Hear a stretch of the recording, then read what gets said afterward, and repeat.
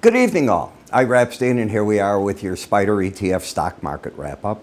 And this wrap-up is for Monday evening, the 4th of November, 2024.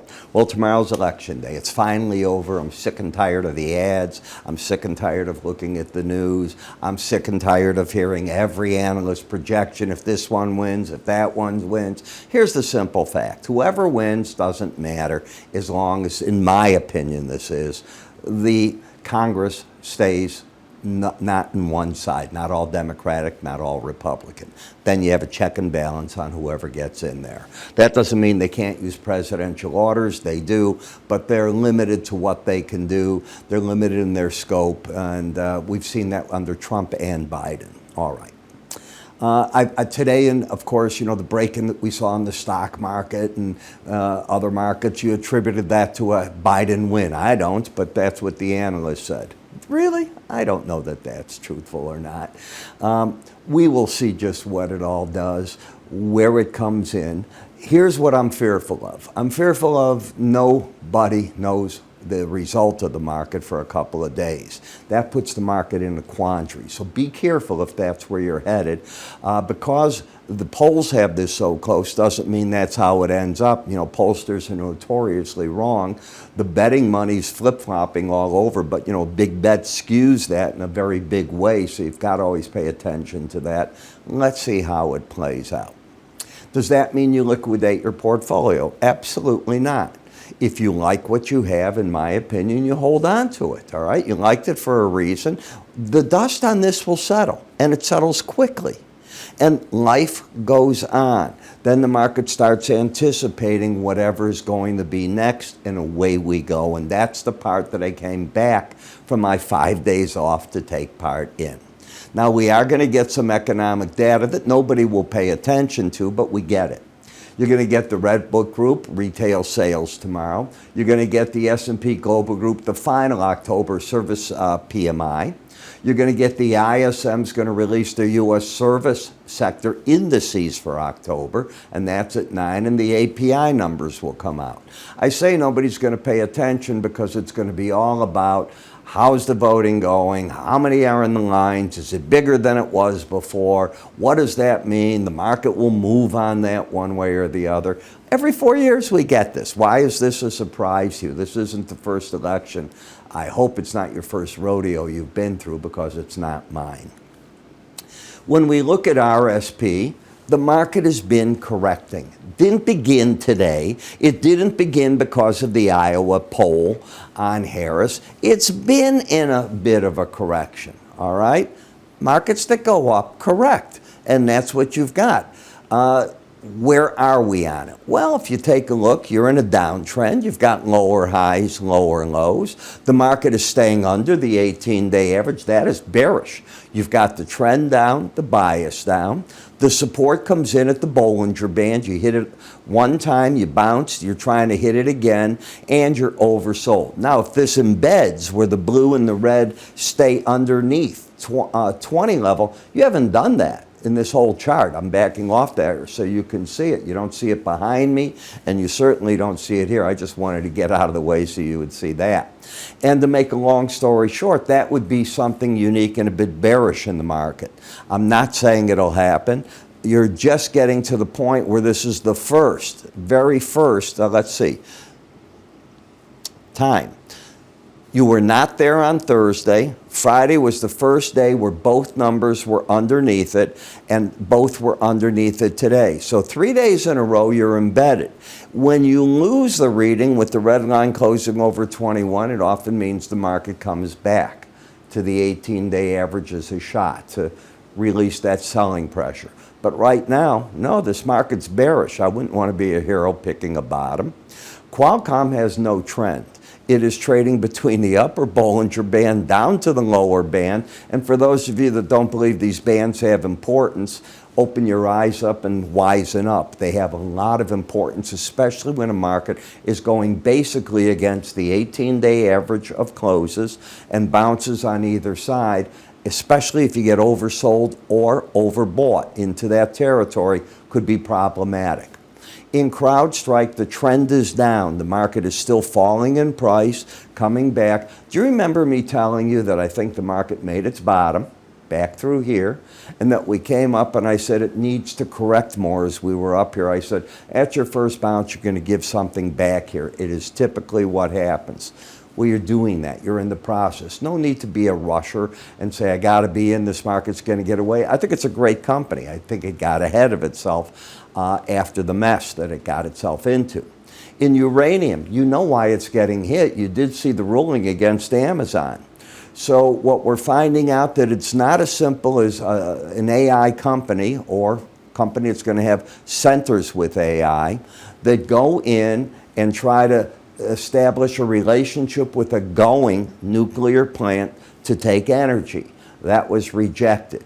There's so far been nothing against going out and building your own plant to run those, as long as they get approved by the government, or taking, like the 3 Mile Island, rebuilding what's there, if you will, resurrecting it and working with that. That's been accepted. But this is the first snag, and I don't think that the government regulators understand it. I really don't. So I think there's going to have to be education, but when you get those battles, this drives it back down. Uranium's one of these markets that giveth and taketh very fast. Look for support, though, to begin 2,900 to 2,817.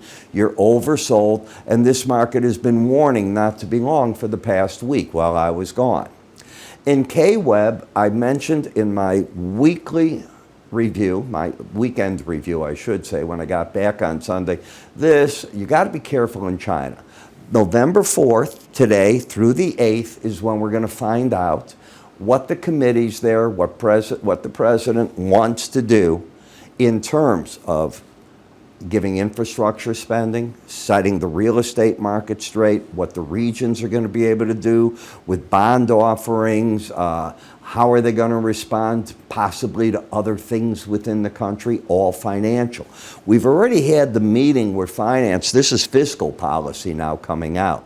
So that to me is the very important part. The market has rallied into the resistance point. We want to get that information. It's just as important as our election right now. When we take a look at Toll Brothers, it is staying under that 18-day average of close in a downtrend. Again, it pays great attention to that lower band, bounced back, kept the trend of the market down. The downtrend began from that to that. That was the beginning of the downtrend, and these bounces have been sold each time through. Could this snap back to life? Of course it could. It depends on how the market's going to view what interest rates are doing. And as I said, and I've said it over and over, from the time the Fed cut in September, all that's really happened is we've added yield back, wiping out that cut.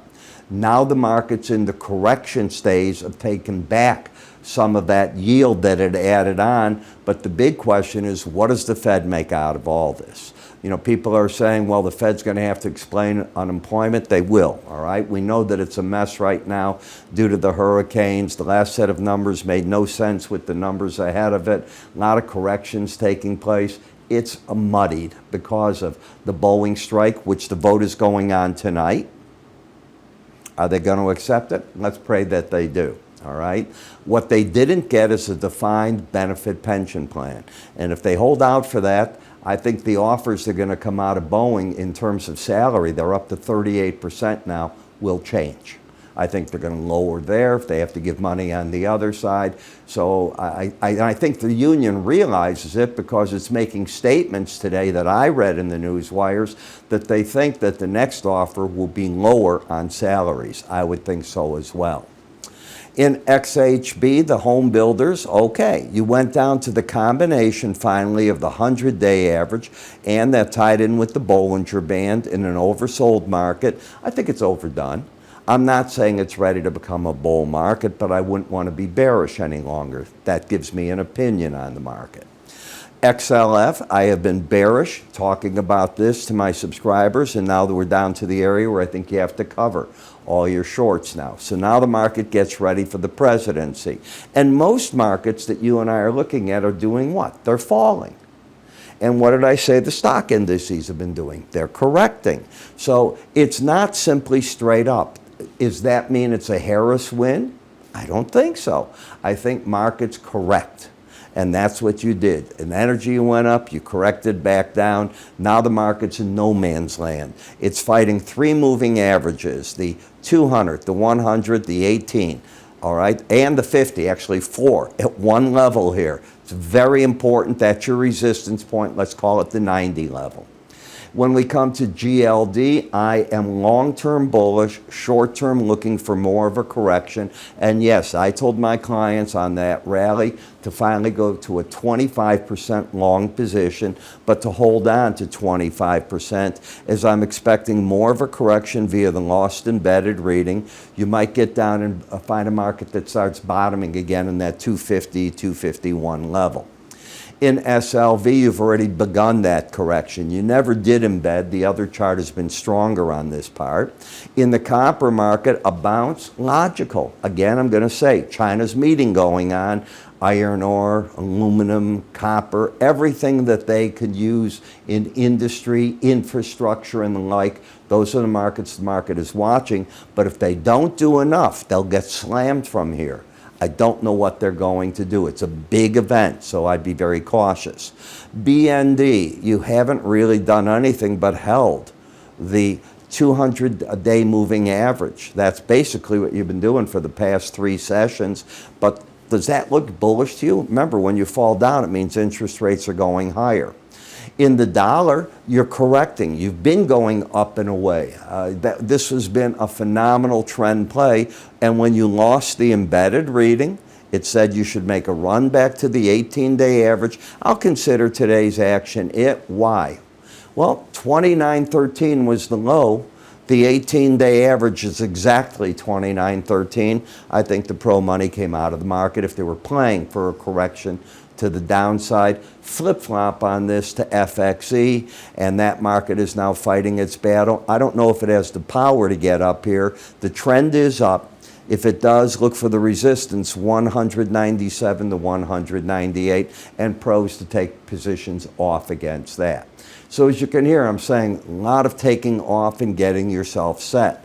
I've already got in my futures, my SPDR and ETF, the positions on that I want my clients to have through the election night. From there, Wednesday, we start things. So I'd like you to join me in the mornings. Take a look at what I do in these videos. The charts will look this way. I walk you and I teach you on each morning video in both the SPDR and the futures videos.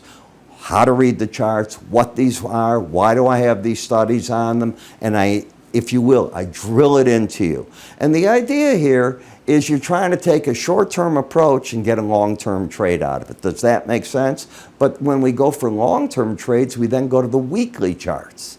And we get many trades that come there. Most of the trades I have right now on the SPDR ETF, in fact, all of them, are based on weekly charts at this point. And, you know, I show what we have open via my recommendations. I don't know if you have the trade on or not, but that's what you would have on, where I believe you were filled, and I follow it from beginning to end. I will take parts off, and there are times I tell you to add, double up, do this, do that, if the situation warrants. If it doesn't warrant it, you'll never hear that from me. So that's how you approach it. Just go to irapstein.com. That's where you can learn all about this. Sign yourself up. Move your cursor to the top here, and away you go. I think if you're going to do it, don't sit on the fence post. We're going to be pulling the trigger this week. Get ready. I'm Ira. You have yourself a great evening. Thanks for watching, and I'll catch up with you tomorrow.